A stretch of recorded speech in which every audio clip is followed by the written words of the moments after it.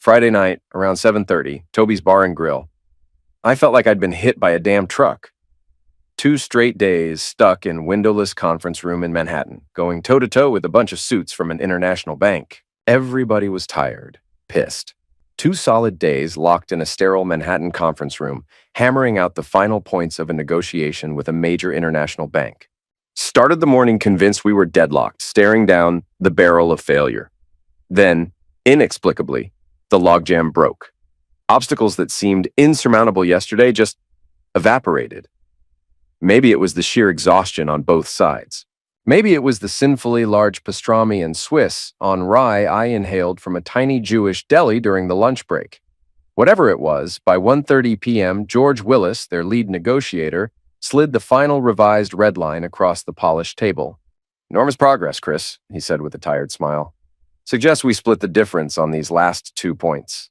I signed off, scribbled my initials, and man, it felt like dropping a 100-pound weight. Done. Contract's getting finalized Monday. We shook hands, gave each other that tired, fake smile you do after a war, and then everyone packed up. The room was dead quiet except for the hum of the AC and my brain screaming for a drink and a pillow. Honestly, my first thought was to crash in the city, grab a room, order some greasy room service, pass out with the TV on. I was beat. But then I remembered. Trish was out of town anyway. Girls' weekend, she called it. Some big, cheesy plan she cooked up with her sisters, Julie and Karen. They were headed to one of those over-the-top Indian casinos in Connecticut. You know the kind. Gaudy lights, fake palm trees, bad cover bands. Day spas, overpriced massages, cucumber water. Nights full of fruity cocktails and throwing chips at a blackjack table like they're in a movie. Trish had been hyped about it for weeks. Like, really hyped. And hey, whatever. Let her have her fun. With the wedding just 8 weeks out, I figured she deserved the break. 8 weeks till forever, as she liked to say. She even had it written in one of those cutesy chalkboard countdown signs by our coffee maker. Anyway, I almost let the exhaustion win. Almost said screw it and booked a room downtown. But the idea of laying in another stale hotel bed, alone with some old AC unit rattling in the wall and bad lighting, nah, I needed home. My own couch, my own damn blanket. Maybe a glass of bourbon and the sound of quiet that didn't echo. So, Grand Central it was. Grabbed a ticket, slid onto the Metro North, picked up my car from the lot and pointed it north on I-91. By 7:30, I was rolling through downtown West Hartford. The streets were alive. Packed patios, people laughing too loud, the smell of burgers and spilled beer in the air. I was hungry. Not just hungry, but that deep, hollow kind of hungry that comes after adrenaline fades. Toby's Bar and Grill sat right on the corner. Sign glowing red. I'd been there a few times. Nothing fancy, just solid food, cold drinks, and nobody cares what you look like. Sounded like exactly what I needed. Quick dinner, maybe a drink, then home. Didn't know it yet, but walking through that door was about to change everything. Slid onto a stool at the end of the bar, ordered a local IPA, sat there for a minute letting my shoulders drop, eyes drifting up to the big-ass mirror behind the liquor shelves. Just watching the place fill out. Usual Friday night crowd. Couples sliding into booths, guys clapping each other on the back, waitstaff weaving through with menus and smiles. And then I saw them, clear as day in that mirror, slipping into one of those deep U-shaped booths near the back like it was just another night out. Julie and Karen, and right behind them, their husbands, Roy and Steve, all 4 of them, cozy as hell, ordering drinks, cracking jokes, acting like this was the plan all along. My stomach dropped like a rock. They were here, in West Hartford, not at Foxwoods, not at Mohegan Sun, not getting facials or sipping cucumber mojitos by some overpriced pool. Here, that tight, cold grip hit me dead in the gut. Everything in me just froze. They must be with Trish. The whole reason she was unreachable this weekend. Off-grid, remember? Supposed to be poolside, living her best spa life. If her sisters were here and not with her, then she wasn't with them, which meant Trish lied. Not just about some random detail, about where she was, who she was with.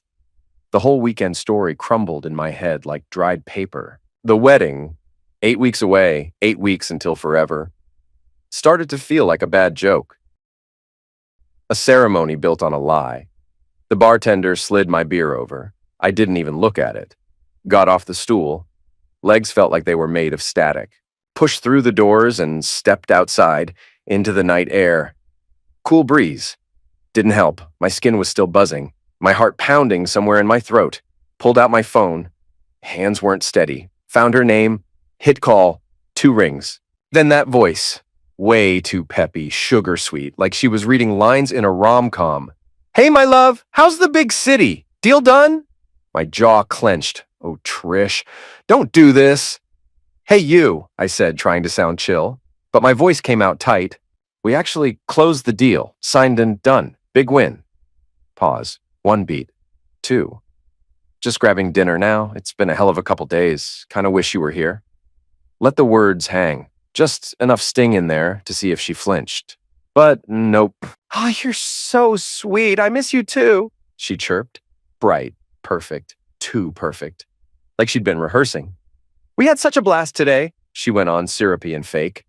"Literally lounged by the pool all day, sipping pina coladas. I swear, I haven't been this relaxed in forever," she added, tossing in this little giggle she always used when she wanted to sound cute. Only now it sounded rotten. "Meeting the girls downstairs for dinner in a few. That fancy steakhouse I told you about. Big night ahead."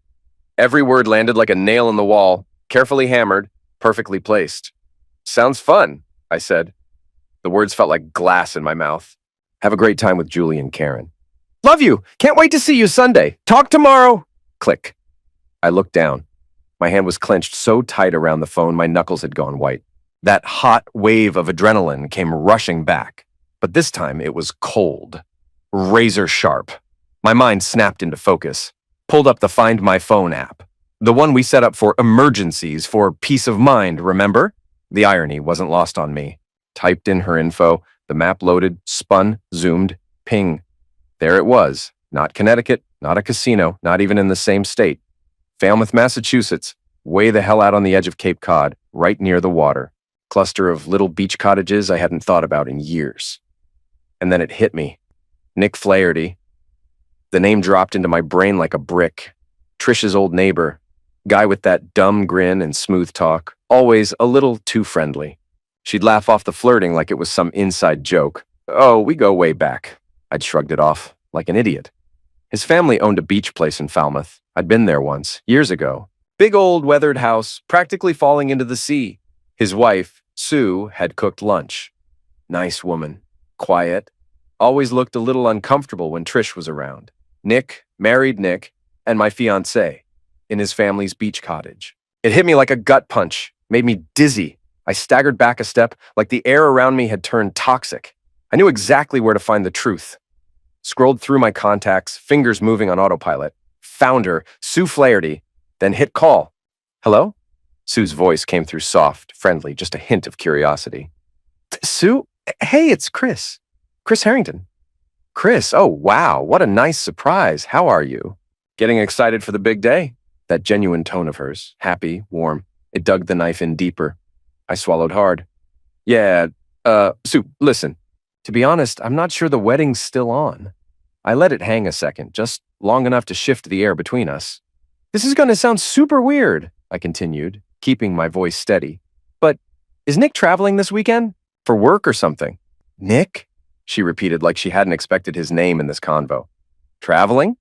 That's odd. You know him. The man doesn't leave the house unless there's a game or a grill involved. But yeah, actually, yeah, he said he had to fly out Friday morning, last-minute thing in Philly. Client crisis or something. Why?" Her tone shifted. Tense. She knew something was off. "Chris, what's going on? Is everything okay?" I took a breath. Here we go. "Sue, please don't freak out, okay? I need to ask something. Do you by any chance have Find My Phone set up for Nick's number?" There was a sharp inhale, like she'd been punched in the gut. Then dead silence, stretched out and brittle. I could hear was her breathing, shaky, uneven. Then a whisper, barely audible, fragile. "Oh, God, not again." A sob, muffled but sharp, cracked through the line. I didn't say a word, just let her sit with it. The kind of pain she was choking on didn't need interruption. Nearly a full minute went by. It felt like 10. He told me Philadelphia," she finally said, her voice shaking. "Said he a big client thing. I didn't question it. She cut herself off. I heard keys tapping, fast, frantic. Falmouth, the cottage. Her voice cracked wide open. He's there. I'm so sorry, Sue, I said quietly. It felt weak. Trish is there too. I tracked her phone. It's same spot. They're together. She sobbed again, raw, ugly, no filter, but then it stopped. The next words out of her mouth were ice. That cheating son of a witch, she hissed. I swear to God, Chris, I'm calling him right now and telling him to pack his crap and never come back to this house again. Then it hit me. Not emotion, not grief, just strategy. Sue, wait, I cut in, urgency all over my voice. Don't call him. Not yet. What? Why the hell not? She snapped. Her anger was boiling now, shaking through every word. Because Trish isn't supposed to be back till Sunday. Nick too, right? Yeah, she growled. Okay then, just listen. I took a breath, pulling it all together. Let them have their little filthy weekend. Let them roll around in it, thinking they're clever. But we use that time. We strike smart. 24 hours, Sue. Just one day. Then we hit them. Hard, at the same time. No warning, no heads up. Synchronized. There was a pause. What do you mean? She asked, her voice low. I started walking in circles around the lot, energy burning hot now. It was all clicking into place. Tonight, I'll change the locks on my place. First thing tomorrow morning, I'll pull half the wedding account. The exact amount I'm entitled to. Every penny. Then I'll pack all her crap. Clothes, shoes. I stopped pacing and looked up at the sky, steadying my voice. You, I said, sharper now. You call a lawyer Monday morning, first call of the day, ask how to protect what's yours. Cancel every card you share. Lock down your accounts. Get ahead of this, Sue, before he even knows what's coming. There was a long pause on her end. Then a breath, shaky but steadying. Okay, Chris, okay. Her voice had changed. Still wrecked, but yet solid. Let them wallow in their filth for one more day. Then, she exhaled. Boom! Boom! I said back, flat and grim. And Chris? She added quieter now. Call me. Anytime. If you need to talk or scream or we're in this together now. Thanks, Sue, I said and meant it. We hung up. I stood there in the dark for a minute, phone still in my hand. My fingers were trembling slightly, but my head, clear, focused. Time to move. I scrolled to the next number. Hit call. Billy Jones, I said when he answered. Hey man, I need a big favor, just need the locks changed. Tomorrow morning, early, new garage code too. Keys only for me. There was a pause. So, wedding's off. Dead, buried, and cremated, Billy. Unless there's some alien abduction story I haven't heard yet. Okay, he muttered. Yeah, man. 7 too early? Perfect, I said. I owe you big. Nah, man. Neighbors, friends. Just... Chris, I'm sorry! Click. I had a plan. Cold, brutal. I turned and headed back into Toby's. Julie and Karen were still there, whispering now, leaned in close, heads together, glancing toward the door like they felt something shift in the air. They helped build the lie, helped her pull it off. This couldn't wait till tomorrow night. This match needed to hit the powder now. I grabbed a fresh IPA from the bar. The glass was slick with condensation, cold enough to bite. Took a long pull, let that bitter punch brace me for what was coming. Then I turned, walked straight to their booth. Same bar stool I'd used before. I picked it up slow and steady, swung it around, set it down right at the open end of their little horseshoe table, blocking the exit like a gate being shut. Climbed onto it, leaned in, elbows on the polished wood, hands clasped loose in front of me, not a word. Just stared. Let my eyes drift, slow and deliberate. From Julie's frozen, pale face to Karen's twitching eye. Watched the blood drain from both of them as silence sat heavy like a loaded gun on the table. Steve cleared his throat, eyes widening when he saw me. Chris, man, good to see you, he said, his voice genuinely surprised. Didn't think you're in town. Roy leaned forward, nodding. We thought you were staying in the city all weekend. Everything okay? Their faces weren't open. No clue what was coming, which made what I was about to say hit even harder. Still, I didn't say a word. Watching Karen's fingers fidget with her napkin like it owed her something. Watching Julie look everywhere but at me. I finally turned my eyes from the sisters to the men. Locked in on Roy first, then Steve. Maybe you should ask your wives what's going on. That landed like a slap. Both men turned, hard, to Julie and Karen. Karen opened her mouth, but only a whisper came out. "Chris, please." Her voice cracked like thin ice. It's really not what it looks like," I laughed. One short, sharp bark that hit like a gunshot. "Oh, I think it is, Karen." I leaned in again, elbows back on the table, my voice dropping with weight. "I think it's exactly what it looks like." I pointed one finger at the table. "It looks like my fiancée isn't at some overpriced spa in Foxwoods right now." Pointed again. "It looks like her sisters, the ones who were supposed to be with her, are here sipping cocktails and hoping nobody connects the dots." And then I locked eyes with Karen. "Most of all, it looks like Trish is holed up in a beach cottage in Cape Cod. Not alone, not with her sisters, but with her married neighbor." I let that last word hang. "Nick Flaherty." Silence. Karen gasped, hand flying to her face like that was going to shield her from the explosion. Julie fell apart. Loud, sloppy tears, shaking her head, eyes wide with panic. "She loves you, Chris. She does." She was just stressed about the wedding. "Stressed?" I repeated, my voice sharp, rising despite every ounce of control I was trying to hold on to. So stressed she needed to bang someone else's husband for the weekend? And needed her sweet, devoted sisters to cover for her? I leaned in, heat rolling off me. You two were standing in my kitchen Tuesday night, laughing, pouring wine, talking about this little girl's trip, looking me straight in the eye while you built a huge lie. "We didn't want to hurt you," Julie wailed, voice cracking like cheap glass. "Lie!" My hand came down hard on the table. Bam! Glasses jumped, ice clinked, and heads turned from the nearby booths. "You didn't want to get caught. There's a difference, Julie."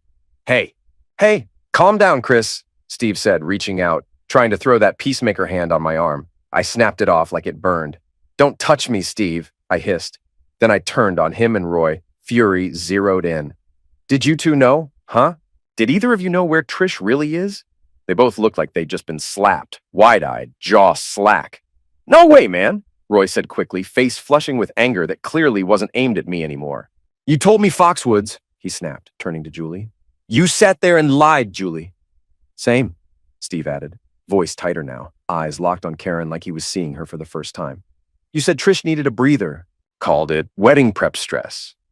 "What the hell, Karen?" I took a deep breath, the weight of it all pressing down, but somehow sharpening me. I stood. "The wedding.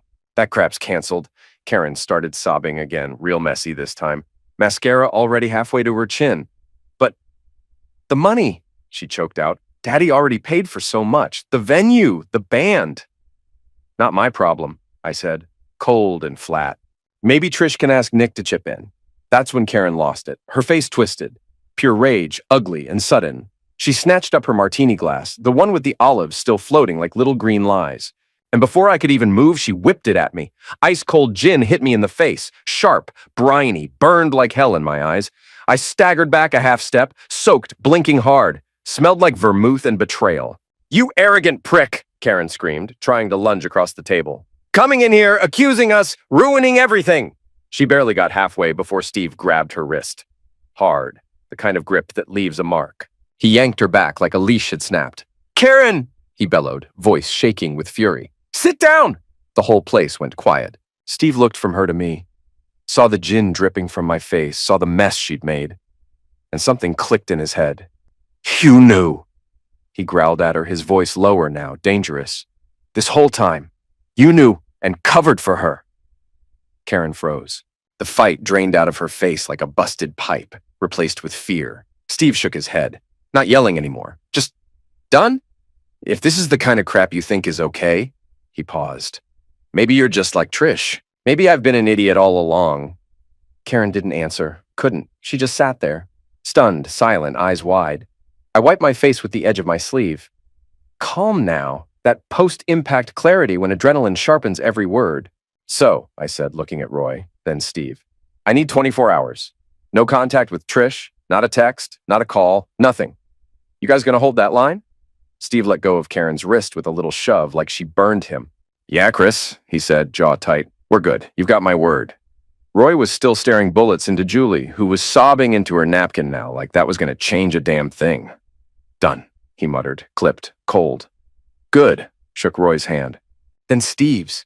Didn't even look at the sisters. They didn't exist anymore. Walked out into the night, left the wreckage behind me, theirs and mine. Saturday blurred into one long, relentless mission. Billy showed up right at 7 on the dot, toolbox in hand, no questions asked. By 8, the locks were changed, the garage code reset, and only my new keys sat in my pocket. Heavier than they should have been, like they belonged to some new version of me that hadn't existed 24 hours ago. Then came the U-Haul. The purge started slow, methodical, closet by closet, drawer by drawer. Her perfumes, designer crap with names that sounded like fake promises, all tossed together, the sickly, sweet smell of them mixing with stale rage. Her favorite cashmere sweater, the one she wore last Sunday morning, curled up on my couch, sipping coffee like everything was fine, black garbage bag. No hesitation. Photos, us smiling on beaches, holding champagne on New Year's, swept into a box without a glance. Straight to the back of the storage unit. Memories sealed and shoved into the dark like they deserved to be. It wasn't emotional. It was surgical. 3 runs to Secure Store on Route 6. I paid cash. 3 months. Unit hash 142. Tossed the key under the rear tire of her Lexus, parked sideways like it had any place left here. She'd either find it or she wouldn't. Not my concern. Then the email. That took time. Crafting it. Honing it. No melodrama. No begging for sympathy. Just clean, cold facts. Infidelity, complicity, event canceled. Over 200 recipients, friends, family, co-workers, everyone who'd RSVP'd for a dream that turned out to be a con, scheduled for 6 p.m. sharp. At 5:30, I called Sue. She answered immediately, voice low, steady. Ready? She said. Same? I told her. We synced watches like we were going to war, because we were. 6 o'clock on the dot. I pressed send. The email flew, then I texted Trish. One line. Hope you enjoyed your weekend with Nick. The wedding's off. Blocked her number before she could reply. Just like that, it was done. Coordinated strike. Sunday night, around 8. I sat in the dark, a glass of whiskey resting in my hand. The ice nearly melted. No music, no TV, just stillness. Then came the headlights, cutting across the living room wall like a slow wave. Her Audi. She was home. I didn't move from the chair. Just watched the silhouette step out, calm as ever, like she expected something soft waiting for her. Maybe thought I'd be standing there with questions or tears. Maybe she'd rehearsed her lines on the drive over. Then she saw the yard. It hit her like a slap. Her dresses, bright, delicate, expensive, tangled in the rose bushes like they'd grown there. Her heels sticking up like thorns on metal stems. The cracked mess of blush, foundation, and crushed compact strewn across the walkway like evidence. And on the porch, her wedding dress, pinned and stretched onto that old scarecrow Billy made years ago, lopsided, veil sagging over its button eyes. It looked straight at her, blank and cold, just like I felt. She made a strangled noise, like something broke inside her. Then the scream came. Chris! What is this? What did you do? She rushed the front door, fists slamming into it, wild and furious. Open this door right now! You think this is some kind of game? You embarrassed me! You ruined everything! She pounded harder, voice rising, hands hitting the wood again and again. You have no idea what you've done. I stepped closer to the door, still calm, still steady, spoke through it without raising my voice. It's over, Trish. Your things are in a storage unit on Route 6, Unit 142. The key is taped under the back tire of your car. Please, leave my property. There was silence for a second. Then her voice dropped, tight and shaking. After everything I gave you? After everything we built? You think this is how it ends? She kicked the door hard and I heard the frame groan. No, Trish, you ended this, I said. You made the choice. Now live with it. Then I heard it. Click, click, click, the sound of a lighter. She stormed toward the porch again, toward the scarecrow, toward the dress, flame in hand, face flushed, eyes wild. Fine, she shouted. If this is what you want, let's just burn it all. She held the flame to the edge of the hem, silk and lace, dry as paper. The fire caught fast, the flames caught fast. The synthetic fabric didn't stand a chance. Fire raced up the hem like it had been waiting. In seconds, the dress, her perfect, overpriced fairy tale dress, was gone. The scarecrow went with it, swallowed by heat and light. What had been a bitter joke was now a roaring torch, turning the porch into a stage lit by fire. She stood there frozen, face pale, eyes wide, chest rising and falling in sharp bursts, lit orange by the inferno she'd sparked. Then the wind shifted. A hard gust, sudden, fast, carried embers off the porch, right across the narrow space between our houses. Burning fragments landed on the sun-bleached roof of Billy Jones's old garden shed. Dry wood, flaking paint. It lit almost instantly. Trish spun in place, wild-eyed, looking from the fire she'd lit on my porch, to the blaze now spreading across Billy's shed, to the locked front door she couldn't break through. She froze, breathing fast, panic taking hold. Then she bolted, not toward the shed, but toward her car, yanked the door open, jumped in. Tires screamed as she peeled out of the driveway and disappeared into the dark. Sirens in the distance, getting louder. Someone had called, thank God. Fire trucks arrived first, fast and sharp. They killed the flames on the porch in minutes. Only char and scorch marks left. Then they turned their hoses on Billy's shed, now fully engulfed. The thing collapsed before they got it out. Total loss. Then the cruisers rolled in. Blue lights, radios crackling, officers canvassing, neighbors out on their lawns now. Pajamas, robes, phones in hand, whispering, watching. I opened the door a crack. Gave my statement clean and steady. Ex-fiancé. Returned from a trip.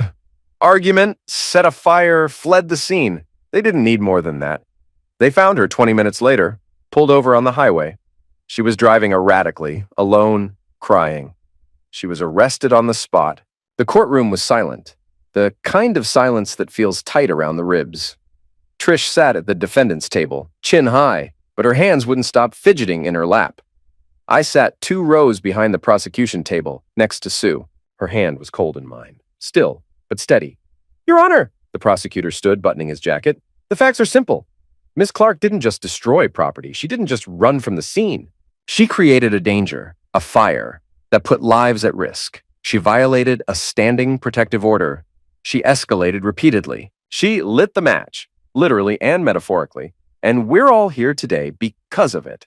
Trish's lawyer rose, soft-voiced and polished, trying to spin her as a woman under extreme emotional distress.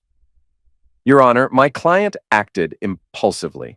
The events leading up to that day, emotional stress, public embarrassment, and personal loss, do not excuse her actions, but they do provide context. And she's prepared to comply with whatever conditions the court sees fit. The judge, a woman in her 60s with steel gray hair and eyes to match, didn't even blink. Miss Clark, she said, voice even. Stand. Trish did. Slowly. You're extremely lucky no one was hurt, because if they had been, we wouldn't be having this conversation the same way. I watched Trish sway slightly, lips pressed tight together. Losing control doesn't make consequences disappear. It creates consequences. The judge leaned slightly forward. So here they are. A beat. You will serve 2 years of probation. You will pay full restitution for the damaged property, including the garden shed you set ablaze and all related fire response costs. You will attend weekly court-mandated therapy, anger management, 200 hours of community service with quarterly progress reports to this court. Another pause. Final. No sympathy in the delivery. The gavel cracked once. Sharp. Final. Next case. The dress wasn't the only thing that went up in flames that night. It was her whole illusion. And she lit the match herself. 16 months vanished like steam off a mirror. And there I was again, standing at the altar. Same church, same stained glass. Suit fit better now. Shed the stress weight, replaced it with hours in the gym and a lot of anger to burn. Billy Jones stood beside me, steady as ever, one hand on my shoulder, quiet strength in his presence. The few groomsmen who stayed loyal, no smiles for show, just solid guys who had my back. The organ swelled, bridesmaids floated down the aisle. No forced grins, no secrets behind the eyes this time, just peace, hope. The kind that doesn't scream. It breathes, veil simple, hair glowing under the lights, eyes on me, blue, steady, holding something no storm could shake. She didn't sparkle like a fantasy. She stood like a home. When she reached me, her hand slid into mine. No tremble. We turned to face the priest. The vows began, the same words as before. But this time, they carried weight. Rings exchanged. A pause. A breath. I now pronounce you husband and wife. Relief hit me like sunlight breaking out through smoke. We turned, hand in hand. The crowd stood, ready to cheer. Then it shattered. A scream tore down the center aisle like a jagged rip through the world. No! It's my wedding! Mine! Gasps, screams, chaos. Trish bursting through the back like a storm with teeth, hair wild, face streaked with makeup and fury, a long, gauze-wrapped bandage down one arm from her last spiral. Guests scrambled, too stunned to stop her. You ruined everything, she shrieked, eyes locked on Sue. You stole my life! Her hand dove into her oversized purse, came out gripping something dark, metallic, flashing under the lights. A piece. People hit the floor, screamed, clutched loved ones. Sue froze beside me. I started to move, but it was too fast. A blur from the front pew. Roy. He tackled her hard, full body, knocked the wind right out of her. The piece went flying, skipped under a pew with a loud metallic crack. Steve was right behind him, grabbing her flailing arms, locking her down as she screamed incoherently. Wild, broken, dangerous. Roy and Steve held her fast. Both of them here today, not just for me, but because they'd come to know the truth about the rest of the Clark sisters too.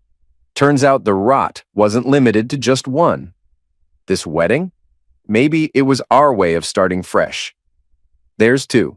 Sirens outside. Fast! Police charged in seconds later, wrestled her up from the carpet, dragged her screaming out of the church. More charges, public endangerment, violation of the restraining order. She was done playing games. And just like that, silence. The air felt heavy, stunned, like the whole church had inhaled and couldn't let go. Sue's hand trembled in mine. I looked at her, saw everything in her eyes. Fear, pain, disbelief, and something else. Resolve. We'd come through fire. We'd seen the worst. But we were still standing. This time, Trish didn't walk away. For violating the restraining order, crashing the ceremony, and causing public panic, she was sentenced to 8 months in county jail. The court had no patience left. After the sentencing, we never heard from her again. And we didn't want to.